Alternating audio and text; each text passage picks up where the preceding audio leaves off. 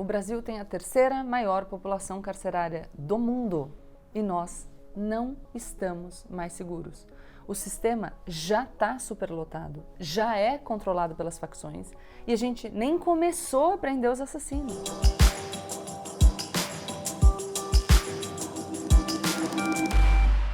Olá pessoal, como eu sempre digo, a partir de agora, menos emoção e mais razão. Aproveita para se inscrever no canal, deixar o seu like e compartilhar o vídeo com seus amigos. Na última terça-feira, a gente completou 1000 dias sem saber quem mandou matar a vereadora carioca Marielle Franco e o seu motorista Anderson Gomes. Um crime que, vocês sabem, revoltou o nosso país por ter óbvias conotações de violência política contra uma representante eleita do povo. A Marielle e o Anderson, infelizmente, se juntam a uma longa lista de vítimas de homicídios sem resposta no sistema penal brasileiro.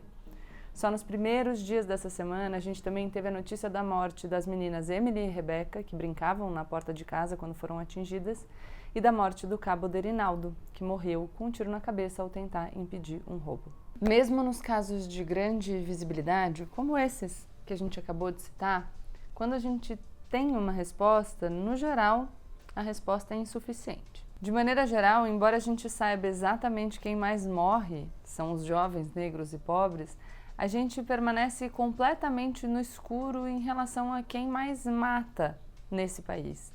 E isso porque os assassinos convivem tranquilamente entre nós. Como assim, Gabriela? Por que você está dizendo isso? Eu tô dizendo isso porque, em regra, o Brasil não soluciona homicídios. Um levantamento do Instituto Sou da Paz, que foi publicado no começo de dezembro, aponta que 70% dos homicídios no Brasil não são solucionados.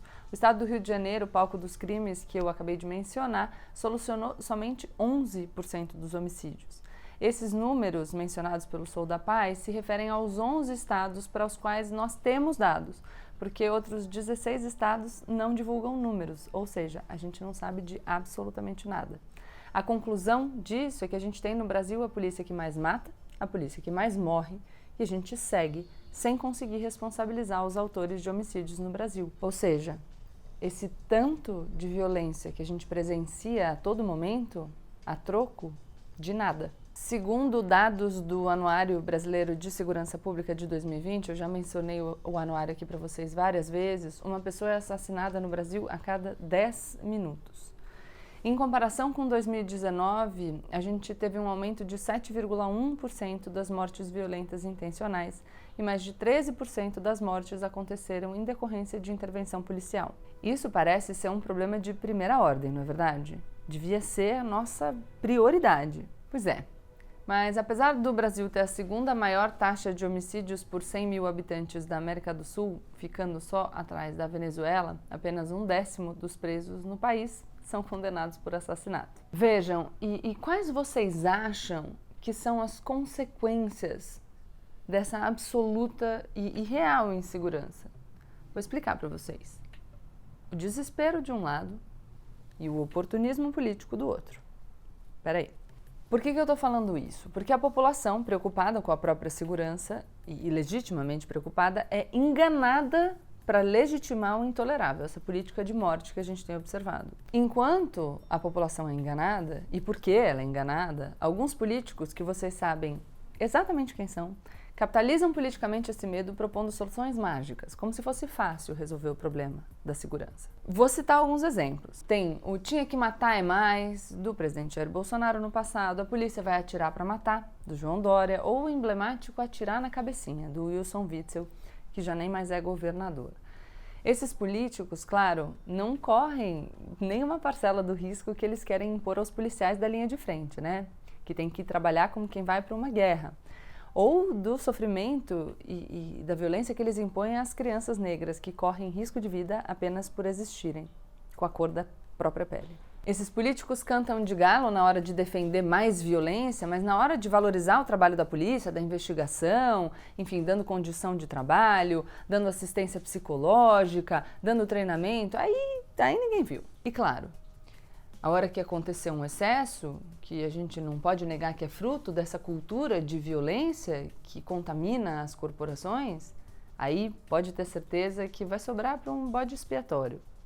o governador vai tirar o corpo fora e sofre mesmo quem está na ponta da corda. É um oportunismo deslavado. Em 2019, quando houve redução nos índices de violência aqui no Brasil, o governo Jair Bolsonaro bateu no peito. Aliás, não só ele. O governo Jair Bolsonaro, o ex-ministro da Justiça, que fazia parte do governo na época, o Sérgio Moro, os secretários de segurança nos estados brigaram, enfim, pela paternidade da política de segurança pública. O que é curioso, em 2020, quando os índices voltaram a subir, aí ninguém falou mais no assunto. Esses discursos que são simplistas, que são mais apaixonados, só servem para ignorar o que realmente importa em matéria de segurança pública, que é o dia a dia do trabalho da polícia. Pouco a gente discute, por exemplo, sobre como a polícia gasta o tempo dela, sobre como o judiciário gasta o tempo dele. Para dar um exemplo para vocês que eu gosto muito, a polícia e o judiciário seguem gastando tempo com ocorrências de porte de drogas para uso pessoal, por exemplo. Gabriela, como assim porte de drogas para uso pessoal? Assim, embora não exista mais pena de prisão prevista para o crime de porte de drogas para uso pessoal, essa conduta continua sendo criminosa, o que significa que uma pessoa surpreendida portando drogas para o seu consumo próprio tem que ser levada para uma delegacia para assinar um termo circunstanciado. O material apreendido com ela tem que ser enviado para o Instituto de Criminalística, que vai fazer uma perícia para mostrar que aquilo é mesmo uma droga ilícita. Depois, o judiciário vai ter que reservar um horário para que essa pessoa possa comparecer ao fórum. E aí, enfim, se o judiciário tiver sorte dela comparecer na primeira vez. Se não, o judiciário vai ter que movimentar, vai ter que envidar esforços para encontrar essa pessoa e fazer com que ela compareça no fórum. E aí, quando finalmente essa pessoa chegar no fórum e todo esse tempo já tiver sido gasto, o juiz pode aplicar uma advertência sobre os efeitos das drogas. É isso. Outro problema relacionado aos crimes de drogas é a questão de não existir um critério objetivo para a diferenciação entre uso e tráfico na lei de drogas. Então, com base em alguns critérios que abrem espaço para a subjetividade, que estão lá previstos na lei, os operadores do direito, os operadores do sistema de justiça, do sistema de segurança, vão decidir se determinada conduta se encaixa na categoria uso ou tráfico. E a gente sabe o tipo de critério que vale muito para definir se a gente está falando de um traficante ou de um usuário. No geral, a cor da pele e a classe social. De qualquer maneira, quando a gente fala do tráfico de drogas, a gente precisa pensar também que uma polícia que está sobrecarregada e que tem pouquíssima estrutura quer dar mostras de eficiência, e aí é mais fácil se mostrar eficiente perseguindo um crime cuja condenação depende basicamente de uma prova de materialidade que é garantida pela perícia na substância e do depoimento de um policial, do que um crime como homicídio, que vai depender de um grande trabalho de investigação. Então, um crime cuja responsabilização dos agentes vem mais fácil pelo sistema de justiça é um crime melhor para o policial que está sobrecarregado provar que é eficiente. Então, em resumo, no Brasil, investigar crimes relacionados a drogas é muito mais simples. Basta a apreensão da substância, a perícia, a declaração do policial. É natural que a polícia busque investigar esses crimes que dão menos trabalho. Não porque ela quer, não porque, enfim, tem má vontade, mas porque não tem estrutura. Eu já falei um pouco disso para vocês nos primeiros vídeos que a gente trouxe aqui para o canal. Os vídeos que eu fiz lá no Instagram. Vale a pena dar uma olhada, porque quando a gente fala de segurança pública no Brasil, a gente precisa, inevitavelmente, falar sobre guerra às drogas. Mas enfim, reitero, isso não acontece porque a polícia não está afim de fazer o próprio trabalho. Tem muita gente afim de fazer o próprio trabalho e correndo risco para fazer o próprio trabalho. Mas a polícia tem muito trabalho, pouco recurso e pouco planejamento. Ela faz o que ela pode com aquilo que ela tem. Aliás, para a gente voltar para o exemplo do crime de porte de drogas para uso pessoal, acho que vale a pena a gente dizer que a constitucionalidade desse tipo penal já começou a ser discutida pelo Supremo Tribunal Federal, que iniciou esse julgamento em 2015, mas o julgamento ainda não encerrou. E nem deve ser pautado em breve, porque como a gente sabe, e tem vídeo aqui no canal sobre isso, o ministro Luiz Fux, que assumiu recentemente a presidência do Supremo Tribunal Federal, deve evitar temas que são considerados polêmicos, principalmente para o pessoal mais conservador, que forma a base de apoio ao presidente Jair Bolsonaro. Enfim, pessoal, falta a gente ter senso de prioridade.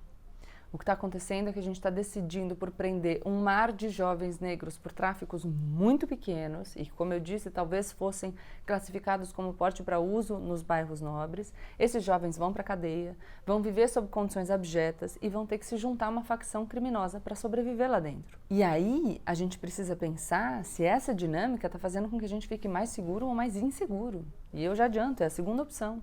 Será que a gente quer manter essa lógica ou a gente quer resolver crimes que, de fato, fazem com que a gente viva nesse medo constante, como, por exemplo, os assassinatos? A gente quer continuar tomando o caminho mais fácil e ineficaz e fingindo que está fazendo algum efeito, ou a gente quer atacar o problema com mais racionalidade, menos emoção e mais razão, disposição para enfrentar os problemas que são complexos? Eu vou ser óbvia aqui, muito clara. O Brasil tem a terceira maior população carcerária do mundo e nós não estamos mais seguros. O sistema já está superlotado, já é controlado pelas facções e a gente nem começou a prender os assassinos, como a gente viu no começo do vídeo. A gente prende muito, mas prende mal. E enquanto os políticos brincam de mocinho e bandido para capitalizar em cima do nosso medo, as nossas crianças pretas e os nossos jovens negros continuam morrendo assassinados. Os nossos policiais continuam morrendo assassinados, cometendo suicídios e sofrendo muito com doenças mentais, sem qualquer amparo. As organizações criminosas continuam se fortalecendo e, a partir do exército de reserva que a gente manda para os presídios, vão ficando cada vez mais fortes. Os assassinos continuam entre nós e, portanto, em vez de a gente ficar mais seguro, a gente está ficando cada vez mais inseguro.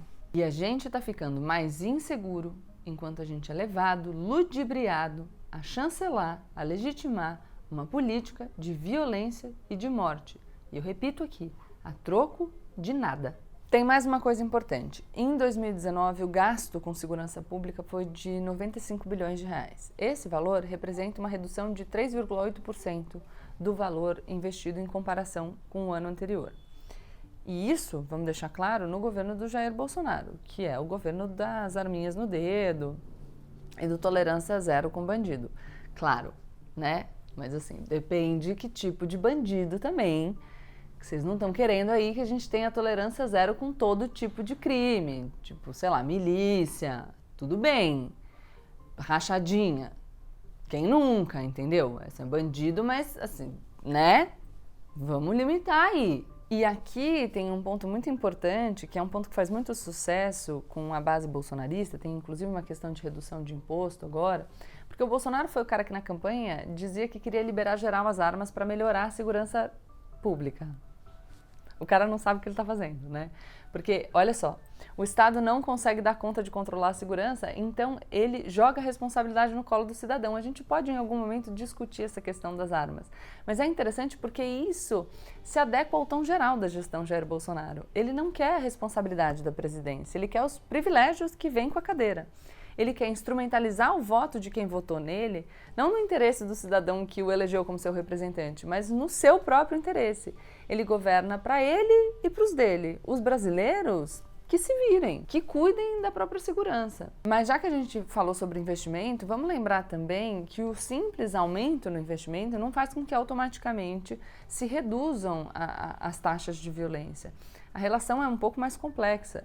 Não adianta abrir os cofres públicos e repassar valores altíssimos para a segurança pública sem um projeto, sem um plano de ação coerente. E aí a gente pode dizer, enfim, sobre várias coisas. Falta um sistema unificado de dados entre os entes federativos, falta investimento em inteligência para que a gente possa, de fato, resolver crimes complexos, faltam políticas de continuidade entre as gestões, falta debate aberto, falta muito debate aberto. Ou seja, mesmo quando se gasta muito com segurança, se gasta mal. É uma questão de avaliação de política pública.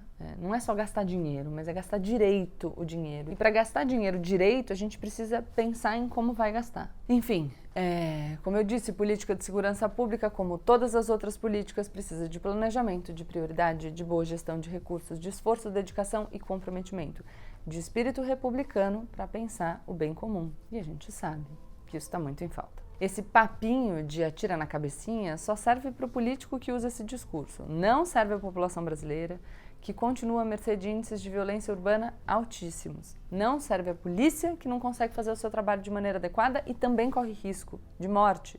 E não serve às milhares de famílias de vítimas de violência no Brasil, que nunca terão a justiça de ver o crime que as fez vítimas elucidado. Então é isso, gente. Se a gente quiser de fato se sentir inseguro e não achar uma maneira de colocar para fora o nosso ódio, a nossa agressividade, a gente precisa começar a debater segurança pública com compromisso. A gente está ficando mais inseguro e a gente está admitindo que a política de Estado seja uma política de morte e violência. Uma política que faz vítimas, que faz muitas vítimas entre crianças, que faz muitas vítimas entre pessoas que saem às ruas todo dia para correr risco, para garantir que a gente tenha um pouquinho mais de segurança. E que faz muitas vítimas por colocar um alvo nas pessoas em virtude da cor da pele delas, como reflexo do nosso problema de racismo estrutural. Espero que vocês tenham gostado desse vídeo. Se gostaram, deixem o like de vocês, se inscrevam no canal e compartilhem o vídeo com seus amigos. Beijo!